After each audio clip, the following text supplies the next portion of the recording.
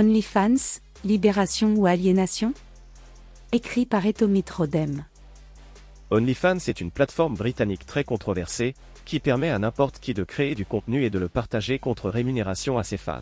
Si l'objet du site n'était pas la pornographie, il est devenu un énorme hébergeur de contenu pour adultes, produit directement par des indépendants. En 2020, OnlyFans compterait 61 millions d'utilisateurs dans le monde, ce qui n'est pas rien pour un réseau social payant. Nous pouvons diviser ces détracteurs en deux camps. Une aile gauche anti-pornographie, qui voit dans les travailleurs, du sexe des esclaves, des victimes du patriarcat, objectifiées par les hommes. Une aile droite conservatrice, qui voit en lui la banalisation de la pornographie, notamment chez les plus jeunes, et un système d'exploitation de la misère sexuelle des hommes. Les deux, antilibéraux voire anticapitalistes, critiquent l'aliénation qu'instillerait cette plateforme. Le monde du porno pré-OnlyFans. Le porno de papa-maman est mort il y a bien longtemps avec Internet. Auparavant, la pornographie était un cinéma, avec ses maisons de production, Dorsel par exemple, et ses canaux de distribution, VHS puis DVD, magazines, etc. Le modèle a été disrupté par Internet, touchant l'industrie pornographique comme le cinéma, mais en plus fort, n'importe qui ou presque peut faire un film pornographique avec une caméra. Il y a certes un public de niche qui recherche de vrais films, mais la majorité des consommateurs n'y voient qu'un support masturbatoire. Les grandes maisons de production se sont raréfiées, et le porno indépendant, le porno des tubes s'est généralisé. Contenu volé, vidéos pédophiles, vidéos de viol côtoient des vidéos classiques et du contenu amateur. Pire, le porno, pro-AM, c'est-à-dire où les femmes sont des non-professionnels et les hommes des acteurs, s'est répandu. Robin D'Angelo dans son documentaire « Judy, Lola Sofia et moi » dresse un portrait glaçant de ce monde où des femmes le plus souvent en détresse se font broyer par une industrie aux pratiques douteuses. La surenchère de violence se fait au détriment des conditions de tournage, surtout des femmes. Les contrats sont flous, les vidéos ne peuvent plus jamais être retirées des tubes. Cette surenchère touche aussi les actrices professionnelles, qui doivent s'aligner sur les pratiques. Facial Abuse est une maison de production qui surfe sur cela. Facial Abuse est probablement la pire production pornographique. Ils font de l'humiliation et du sexe rouge, dur et viol, dans un environnement sordide. Ce sont des vidéos à éviter en tant que vapeur, car en regardant le produit fini, on ne sait jamais vraiment si le consentement était bien clair dès le début. Il y a du vomi, des filles en pleurs, de la violence morale et physique. On peut difficilement trouver plus horrible à regarder. La pratique du Harlem Struggle, par exemple, où le performeur fait littéralement s'étouffer l'actrice sur son membre en lui enserrant la tête avec ses jambes sans qu'elle ne puisse rien faire, témoigne du mépris total du consentement. Pire, si la scène n'est pas tournée intégralement, aucun des deux protagonistes ne sont payés. Et bien alors Etomit Rodem. On te croyait libéral? Il y a un contrat librement consenti, non? Pourquoi juger ces phénomènes de marché? Eh bien justement. Toutes les législations ont échoué à réguler ce porno. On ne régule pas Internet, sauf pour supprimer un réseau social concurrent ou faire taire un opposant politique.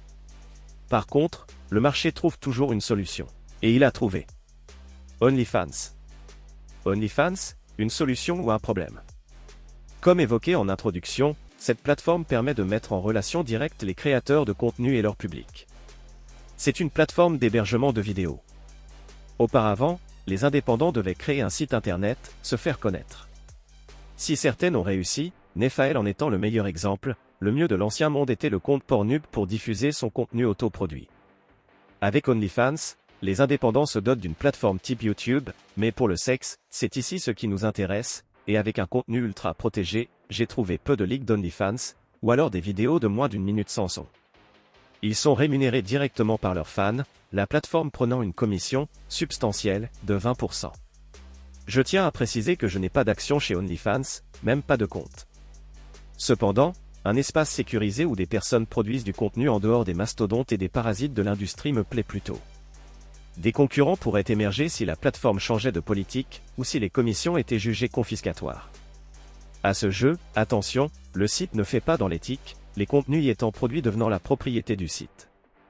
Toutefois, la notoriété acquise sur le site peut très bien conduire à s'en passer. Alors quels reproches sont faits à OnlyFans? L'aliénation que la plateforme opère tant sur les hommes que sur les femmes. Si vous saviez quel plaisir on peut avoir à jouer les objets. Katsuni, ne dis pas que tu aimes ça.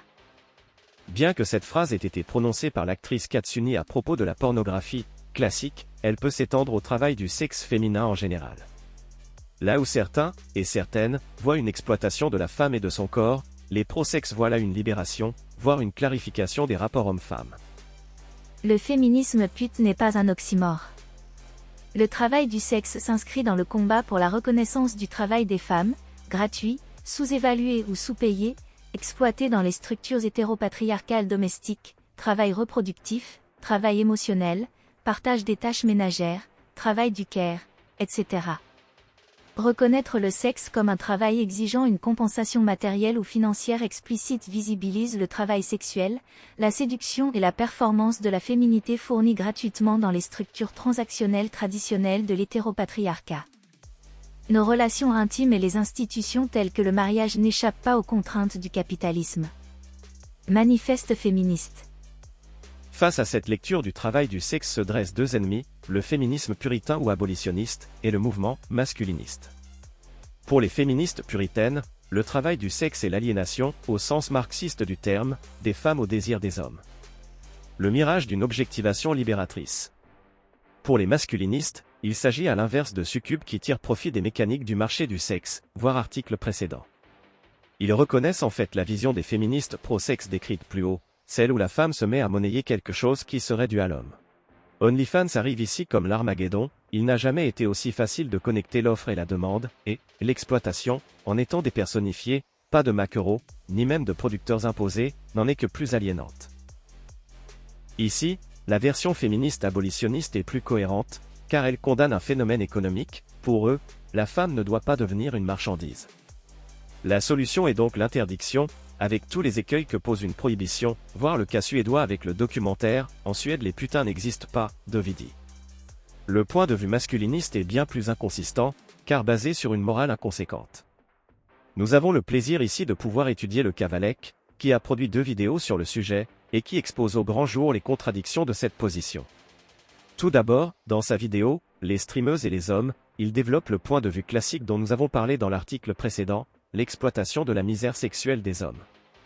Il rappelle à juste titre que les femmes utilisent leur charme pour produire de l'audience, et se moque des femmes qui déplorent cette sexualisation en expliquant qu'il est impossible de désexualiser cela, que cela provient des hormones, et que vouloir combattre cela revient à essayer de faire pousser des cheveux sur la tête de Bruno Le Salé. La vidéo prise en elle-même semble plutôt cohérente, du point de vue de la morale de droite néoconservatrice. Cependant, lorsqu'on élargit le champ d'études et que l'on s'intéresse à la vidéo, les travailleuses du sexe, on est surpris de le voir embrasser le discours des féministes abolitionnistes. Il frise le ridicule lorsqu'il leur attribue des contradictions en citant les féministes pro-sexe, sans voir qu'ils parlent de 2 mouvements opposés. Il met même au défi les féministes pro-sexe de « regarder dans les yeux les victimes de la prostitution et leur dire qu'elles sont libres », sans comprendre que la liberté induit de pouvoir se prostituer, quand se prostituer n'induit pas la liberté. Dans cette vidéo donc, il combat l'objectification de la femme, cette hypersexualisation, capitaliste, évidemment, qui conduirait à la perte de valeur, et la déshumanisation. Il va jusqu'à dire que des insultes, harcèlements, viols et meurtres en découlent. Quid des hormones ? Le fait massif et absolu de la sexualisation est désormais un choix ou une aliénation des femmes, qui influence les jeunes filles. Cela vous rappelle les discours de grands-parents sur la violence dans les jeux vidéo et la musique ? C'est normal. Par ailleurs, et comme j'aime à le rappeler souvent, cet archétype de discours de droite réactionnaire est encore la nostalgie d'une époque fantasmée. C'est la décadence, concept jamais expliqué, qui conduit au travail du sexe, nouvelle lubie du progrès. Ridicule, les maisons closes ont été interdites en France en 1946, par la loi Marthe-Richard. À cette époque, le progrès était justement de fermer ces établissements de débauche organisée et patentée. La notion de travail était tout à fait présente au sein de ces maisons closes, et les mineurs n'ont pas attendu 2021 et les teintures de cheveux bleus pour se prostituer, aussi triste que cela puisse être. Un autre point interpelle, l'exploitation de la misère sexuelle. Alors qu'il aime parler de courbe de Gini ou de l'effet Pareto, j'aimerais savoir quelle solution il trouve à celle-ci. Car jusqu'à présent, la meilleure chose qui soit arrivée aux exclus du marché du sexe, c'est bien la prostitution. Qu'y a-t-il de plus beau qu'une femme qui accepte un damné de la chair dans son lit contre rétribution ? Une femme qui le ferait gratuitement ? Dans quel monde vit-on ? Une attaque sur OnlyFans pourrait passer pour légitime, là où la prostitution vend du sexe, OnlyFans vendrait une relation. On le voit lorsque des femmes acceptent des rendez-vous, sans sexe, contre de l'argent. Que ce serait, en quelque sorte, une vaste escroquerie. Si Valek nous rappelle dans ses vidéos que les hommes peuvent sexualiser tout et n'importe quoi, il est aussi vrai qu'il leur est possible de bâtir mentalement des relations inexistantes dans tous les domaines. Chez les prostituées, traditionnelles, avec Emma Becker, qui raconte lors de son expérience dans une maison close tous ces hommes amoureux de filles qu'ils ont payées, précisément pour ne pas les aimer. Le porno traditionnel, le pouvoir qu'exercent les actrices sur leurs admirateurs flirte parfois avec de l'abus de faiblesse. John Smith, le fan de Sophia, reconnaît avoir dépensé beaucoup d'argent pour les actrices. Je me suis fait avoir comme, je pense, la majorité des fans. Au bout du fil, il raconte l'engrenage qui l'a amené à dépenser des centaines d'euros. Avec l'une, ça s'est déclenché 3 ou 4 mois après les premiers échanges. Ça a commencé par « j'ai perdu ma coque d'iPhone ». Et puis « je t'aime bien, t'es particulier, t'es spécial. J'aimerais bien te voir ». Et moi, comme un couillon, je me suis dit « merde, moi, je suis capable de séduire une fille comme ça ». Une fois que tu as commencé, c'est fini, Judy, Lola, Sophia et moi, Robin d'Angelo. Pour les Kangirls, Nephaël raconte comment un fan était persuadé d'être en couple avec elle alors qu'elle ne communiquait pas avec lui. Pour conclure, dans cette histoire, que les femmes soient vues comme victimes ou bourreaux, OnlyFans ne fait que fluidifier le marché. Il est un thermomètre, un signe. Si les femmes sont des victimes de la sexualisation et de la marchandisation de leur corps, alors cet outil les met à l'abri. Si elles sont des bourreaux, alors cette arme redoutable, implacable, doit tirer ses victimes de leur torpeur et leur déchéance érotico-morale. Attaquer OnlyFans, c'est vouloir ignorer la réalité, l'acte des lâches. Vous pouvez ignorer la réalité, mais pas les conséquences d'ignorer la réalité, disait Ayn Rand.